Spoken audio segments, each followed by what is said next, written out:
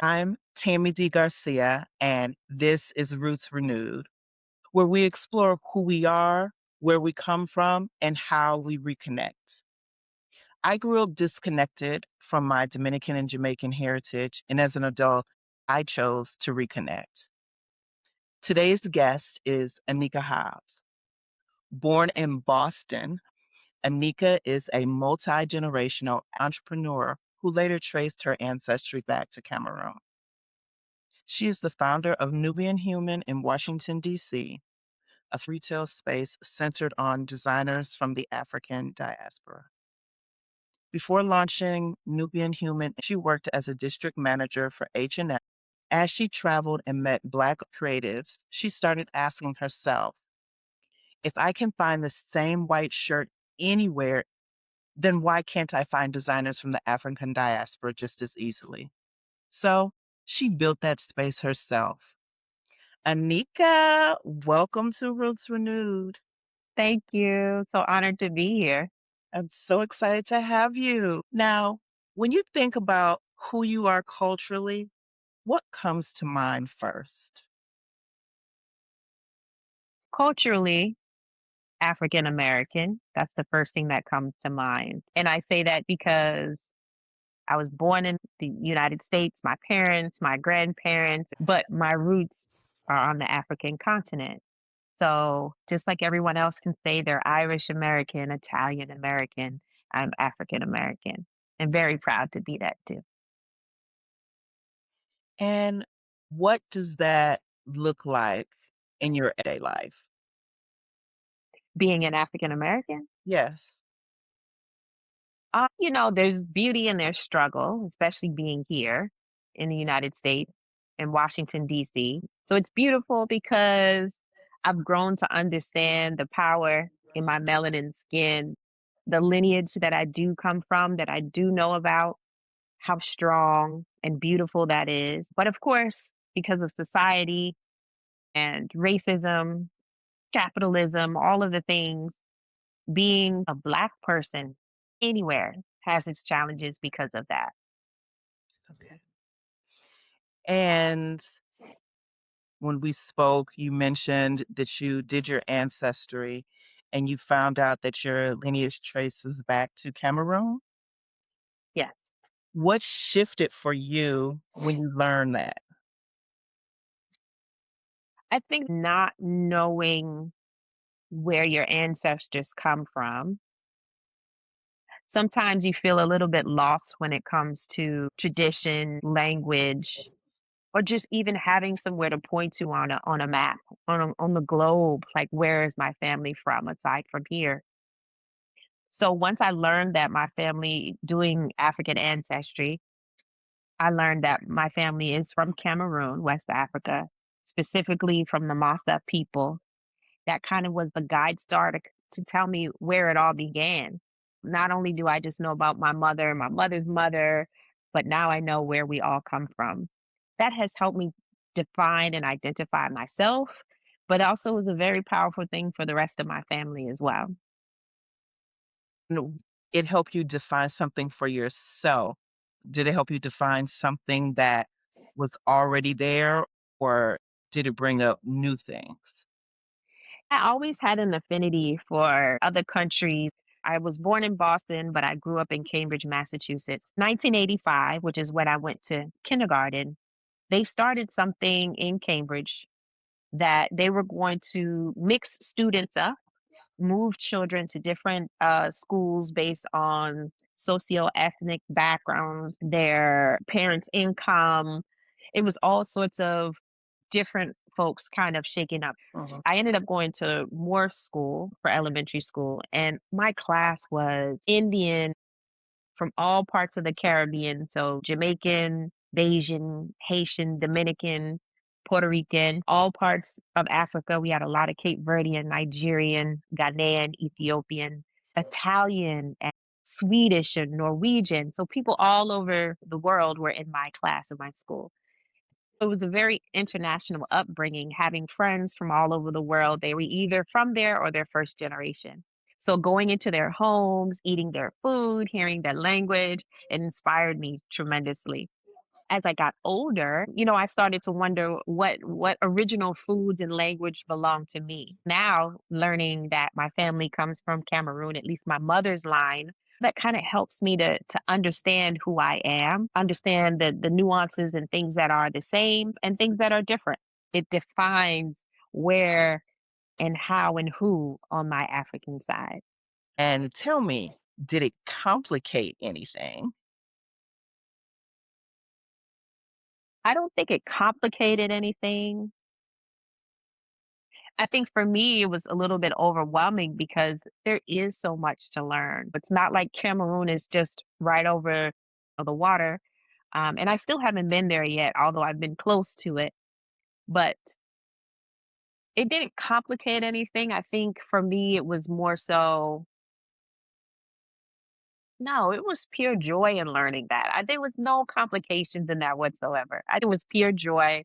And also, like, I had some of my family members there, my mother was there, and just to see the pride and excitement on their face, there's no way this could be a negative thing for me. And when I've met people from Cameroon and I say that that's my lineage, I've always been welcomed with open arms. So it's been wonderful. I love that statement that you said that this has been pure joy for you. Yeah. Before, you mentioned seeing your family in the red dirt. Was that on a trip that you took to Kenya, or what was that? That was Kenya. That was the first time that I had been to the continent. Yes. Tell me a little bit about that, since you mentioned how your trip also affected your family. Yeah. My mother is from Camden, Alabama. My dad's family is from the Carolinas and Florida, but I spent a lot of time in Alabama. And growing up and being from Boston, you didn't see a lot of red dirt. Our life was mostly pavement. So when I went to Alabama, just being in red dirt, that was a big change for me. And I always remember I went to Alabama one time trying to impress my cousins with some brand new white sneakers, and we go outside and we play and we come back in and those shoes were just covered in all this red dirt and it never came out. I have a lot of memories of just growing up. When I did go to Kenya, which I think I went in 2010, well, first of all, seeing the red dirt, my mother grew up in very rural Alabama. So seeing chickens running around, pigs and all sorts of animals, goats, that's normal for them. So going to Kenya, seeing the animals running around, the red dirt, sometimes even how the aunties they would bend over, they bend over from the waist, not squat down. Like I would see that in my aunts. The way that they would just kind of like lay out in the grass and relax. I saw some of the like the elder gentlemen, the uncles doing that. I saw that in Alabama. I just saw this relaxed way of living. It really reminded me that we're not so far disconnected from each other. Sure, distance, time, chattel slavery, all of that has kind of caused a tear in our connection to one another. But just the nuances of behavior is still there. And I felt even closer and eager to learn more about Africa.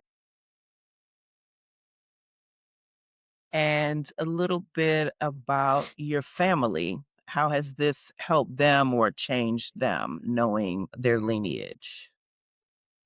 I think some of them it was kinda like, "Yeah, okay," they're not really interested in it, but then I have other cousins that always ask, "Where we from again?" I've been able to share you African Ancestry does this wonderful thing where you get a certificate, so I've been able to share that with my family, and even sharing that with my grandmother. She passed away in 2017, but at the time she was 104. It was just great because she was the matriarch of our family, and for a woman to be alive for 100 years and never know where her roots come from and being able to bring that to her, it was such a privilege for me. We're actually planning another family reunion that we have every 2 years, and that's been a topic of conversation.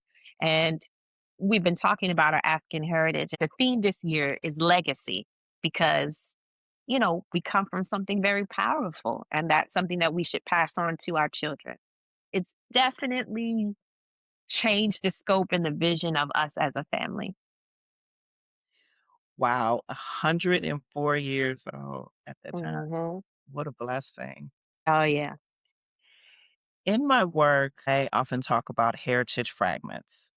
The heritage fragments, they're those small pieces or things that connect you back to where you're from. So if you had to name one fragment that grounds you, one thing that holds it together for you, what would that be? To be honest, I think it's been my life's work. So in building and creating Nubian Human, it's a very grounding experience for me. And I think that's the thing that kind of holds me together in so many ways. Because I've worked with African artists and those in the African diaspora, it's like I have this duty. And no matter how hard it gets, no matter what the political climate looks like, no matter, if we're in another recession or lockdown, it's that I have this duty and I have this duty to my people that really keeps me centered and with fortitude. I truly believe it's my life's work to do this in some form or capacity until the day I die. Okay. And Nubian Human. Let's talk about how you started it. You were working in retail, you were opening all these stores all over the world, jet setting, if you will, all over Yeah. the world. So when did you decide that there was something missing and you were going to be the change then?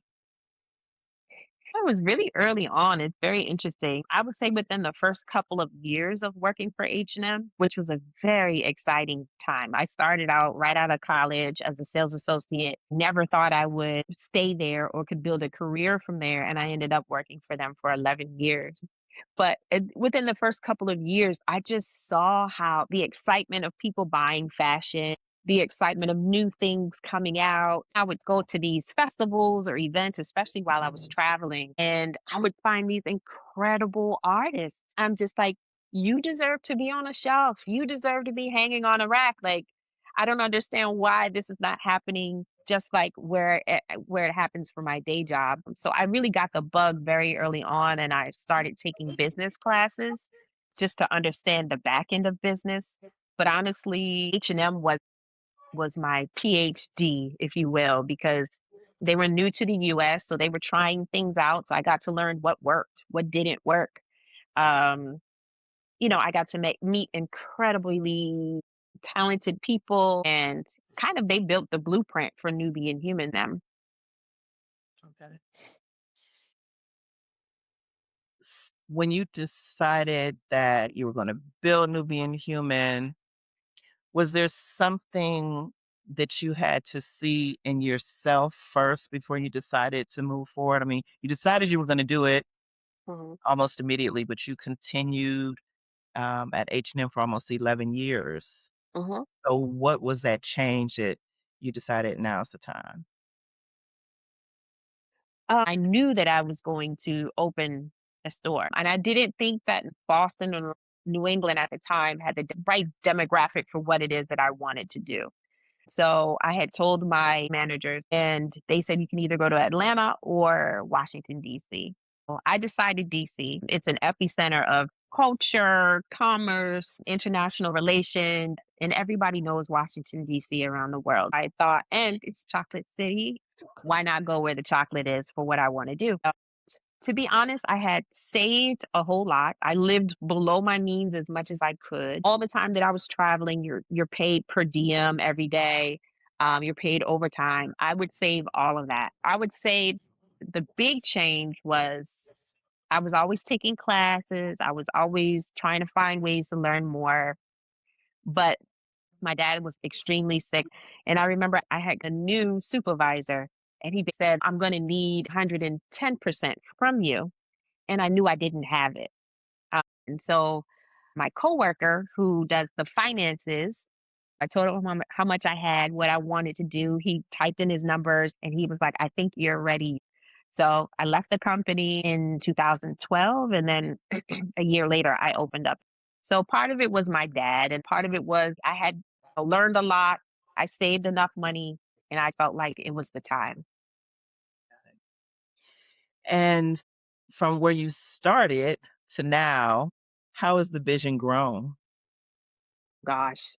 There's been so many iterations of Nubian Human. We started out in one space, which is literally 2 doors down from where we were before, and at the time, we had men's, ladies, kids, home, and beauty and grooming. Then I opened my second store in 2019 in Baltimore. So at one point, we had 2 stores. Uh, we also had an incredible opportunity to work with Sheila Johnson, who owns the Salamander Resort and Spa. She has them all over, but she had recently bought, which was once the Mandarin Hotel, and now it's the Salamander. She asked us to pop up there, so we were there for off and on for about a year. I ended up closing the Washington, D.C. store, just focusing on Baltimore and the Salamander. Then I ended up closing the Baltimore store. Then I started working for this nonprofit that owns an art gallery. And the owner of the building happened to be the owner of the building of my DC store at the time. And so he said, "Why aren't you doing Nubian Human?" And I was just like, "It's after COVID. I was burnt out. And he was like, "Well, why don't you just open upstairs? I don't won't charge you. You know, you work for the company, you get paid, you'll have free space upstairs." And so now I have my showroom here, which I love, which I call Niche by Nubian Human. Yeah. But I mean, Nubian Human has done so many things. I mean, we've done pop-ups, stores, I've done like branding for other companies, I've done websites for other company, all under Nubian Human. A lot of people would say that they like the interior design that we have in our stores. So I brought on a team and we've done about 10 interior design projects.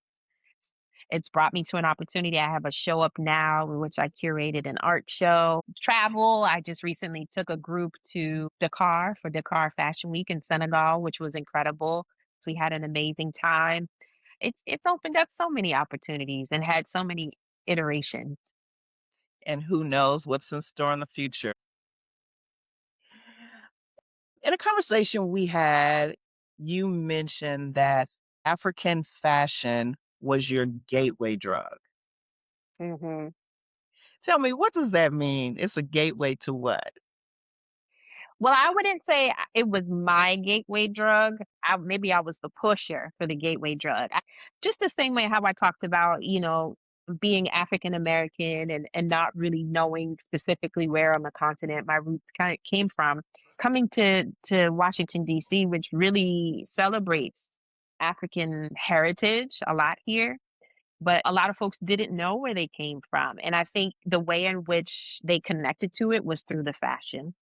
A lot of times it was very traditional African fashion, but Nubian Human really focused on contemporary African fashion. So you don't just wear this to certain events. You can wear this to the office. You can wear it on a date. You can wear it wherever. And I found so many people gravitated to it because it was a contemporary style, but they just felt so much pride in wearing those pieces that it allowed them, especially those that are African American, to feel more connected to Africa in some sort of way. So that's why I say it was a gateway drug. And it kind of inspired folks because I was learning about prints and patterns and fabrics.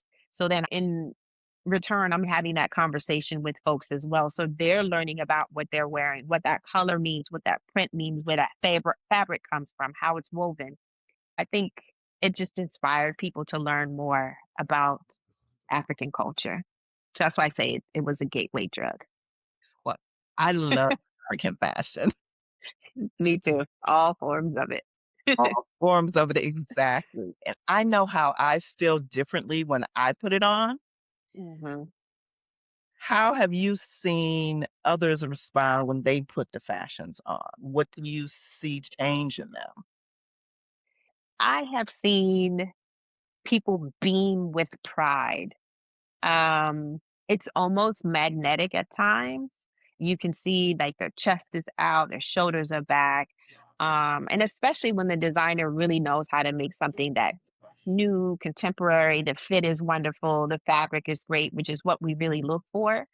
You can just see the excitement and the potential that people have in their eyes when they're wearing something or when they're trying on something. And they're like, I never thought that I could. And I just love that idea that it opens a way for people to experiment with themselves along with learning more about culture. And have you seen individuals come to you as the first step and then they go further and start learning more about who they are and where they come from? Oh yeah, absolutely. I mean that also happened just even on our trip. Actually, three of our customers, they were Nubian human shoppers and they wanted to learn more. They wear all the things, but they're just trying to understand and really wanted to be immersed in African culture. And that's what we did. We were right in there at the market and it was just an incredible experience. So yeah, I've definitely seen that. Last night I was actually at an event and I met with a young lady. I had met with her years ago. I guess I was like a judge or something on something that she was pitching. And so I told her that she needed to start making her own prints. So last night she reintroduced herself and she's like, yeah, she was like, you were the one who inspired me to make my own print. And I was like, that's Mm. incredible. She was like, just thank you so much for inspiring me to really push in my business and my career. I was like, wow, that's cool. You have to feel great about that. Yeah. I want to shift just a little bit. You mentioned that growing up, you felt, or maybe someone had said to you that you were just regular Black. And you've also had that same sentiment from people on your travels when they want to know who you are, where you're from, or whatever. Oh, you're just regular Black. Hmm. Tell me about that. Yeah. And there's many cases of that. But growing up, everybody was either from another country or they were first generation. So there was a lot of people who knew where they were from. And when they would say, well, where are you from? And I would say, my family's from here. That's all I know. And they're like, you're just regular Black. I've also had folks who come here and have asked me where I'm from because of what I sell.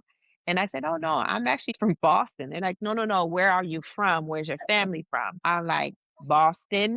And they're like, oh, so you're just regular Black. I've also had another woman, I was with a friend and she brought a friend of hers with us. And I don't think she knew that I was African American. We were just talking about culture and stuff. And she was Haitian. My friend is Ghanaian. And she said, African Americans, they're just void of culture. I don't even understand them. They're just so void of culture, they have nothing. And I don't think she knew that, like, hey, I'm African American. So that ended up being a long, heated conversation. But yeah, a lot of times there is some pushback as far as me not necessarily being directly from or first generation from another country. How does you feel when you hear that? Because being a Black American and knowing that we're more than regular, there's nothing regular about us. What do you think they're missing about Black American identity? How does it make you feel? In a way, I can understand because it can look that way on the outside because we live in a Western society. So, because of being enslaved, a lot of Western ways are ingrained in how we move about our day, how we function, and a large part of how we see the world. So, I can understand how that may look void of culture because we are kind of mixed up with other things. But at the same time, there's so many things that are congruent to back on the continent.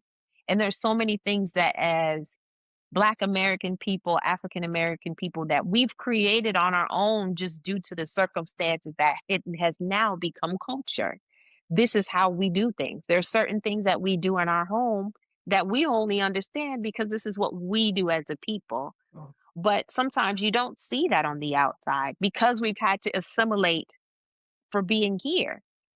I've had conversations with this. I have a friend, Benga, he's from Nigeria, and he spent a lot of time in this community that we're in. And he's grown to see and understand why things are the way they are for African American people, Black American people. And so I feel sad for people who push back like that because to me, that shows me that there's a limited understanding of my culture. And so it's up to me to kind of show you and let you understand that it is here and it's very connected to that. Perhaps if you spent a little more time with us rather than judging us, you would see that. But it's an opportunity to learn and to share. I will never make myself feel small. I will never shrink myself. I will never step back from that conversation because I cannot control where I came from and where my parents and parents' parents came from. But there's still so much culture that we do have within us and that I still think is very connected. You're African American, you have roots in Cameroon. So Mhm. how do you feel knowing that and trying to research and understand it? And how does that, if it does at all, become a part of your identity?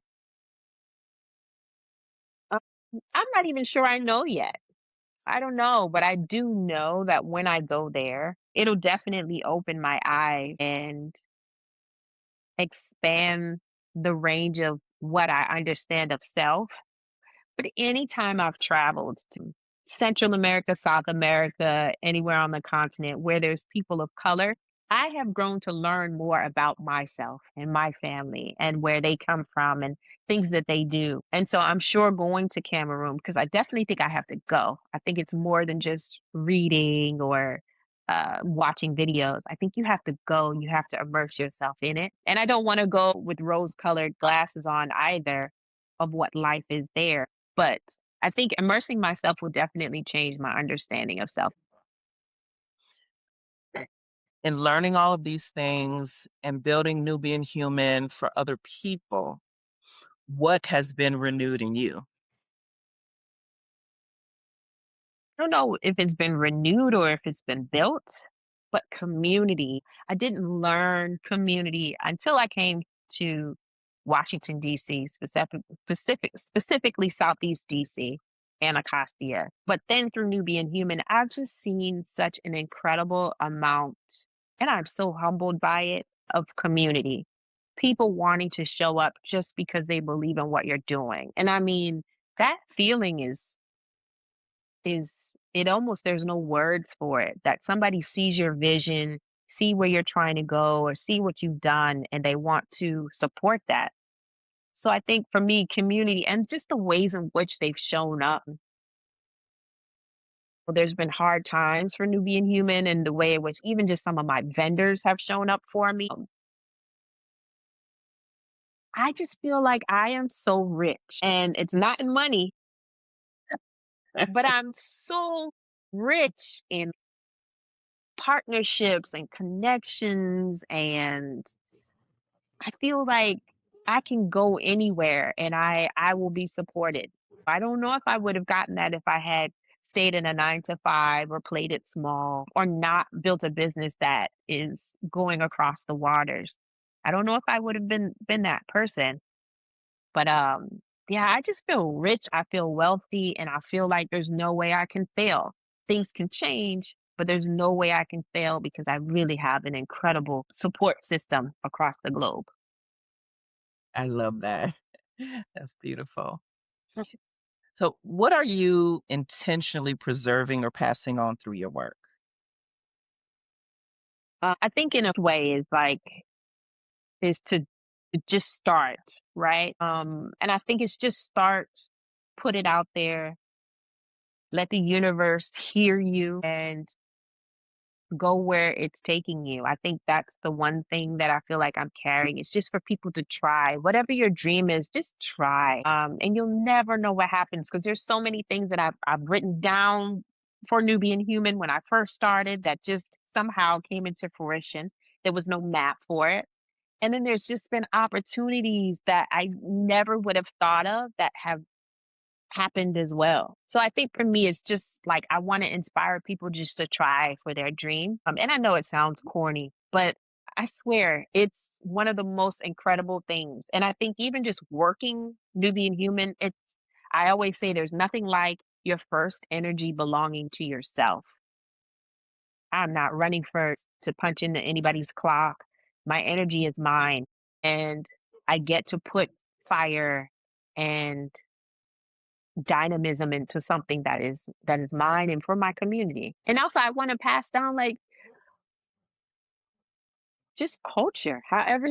however you want to see it, like however you want to embrace it, like just go for it. Even if it's not yours, just learn. The world is so big and there's just so much to see. And what has expanded me the most are the connections that I've been able to have with people all over the world. Sitting down for tea multiple times in various countries, listening to music and food and just all the things that I've been able to do and build connections. So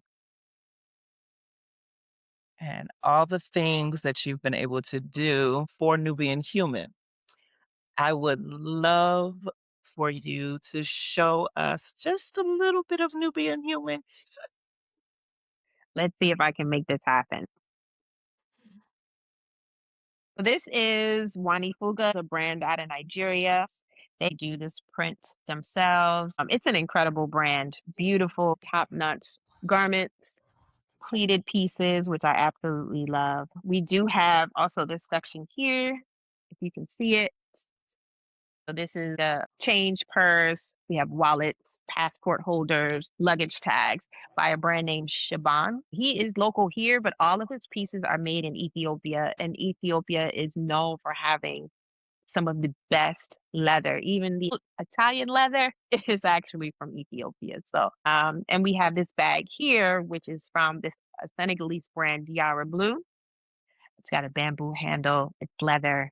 It's absolutely fabulous. And we also have this rack here. This is a brand Eki Carry. They work with raffia. So it's a very sustainable business. And they actually have like small skirts that they wear like this, but this is the top. So they've actually used the raffia to create all sorts of silhouettes and pieces. This is a long skirt that is so cute, made out of raffia. Um, and then these are some of the pieces that I actually brought back from Senegal. So I had these made out of mud cloth, specifically indigo, which has a very powerful vibration. It's known to have a very powerful vibration. You can see we have some brands on our shelf. This is grooming. We have our jewelry section here. We have pieces from Senegal. There's some pieces also from Kenya. So the store might be small, but it is mighty. It's very mighty. Yeah. There's another brand from Ethiopia called Fosia Andre, pieces from Nigeria, also South Africa. It actually has black faces on the fabric. So Oh, that's Urban Zulu out of Johannesburg. So yeah, wow. Well, thank you. I saw many pieces that I want here. It makes Anika, thank you for the work that you do and for being here. You have proven that reconnecting does not have to be complicated. Mhm. Sometimes it just starts with what we choose to wear or Yes, put in our homes. yes. Thanks again. Thank you. Thank you for having me.